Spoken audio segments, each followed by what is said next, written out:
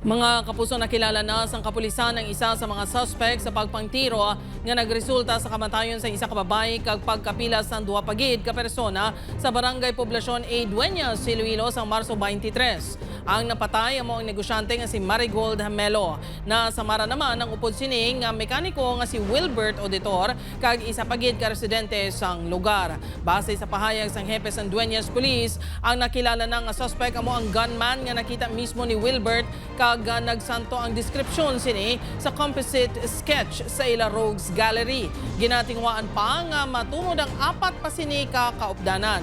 Habang nagagwa sa investigasyon nga ang target sa mga suspect amo si Wilbert. Si Marigold ang nadalahig lang. Ginalantaw nga kaamot sa trabaho ni Wilbert bilang mekaniko ang motibo sa mga suspect. Ginapanghanda na sa Dueñas Police ang mga reklamo nga murder, frustrated murder kag frustrated homicide nga igapasaka sa piskalya.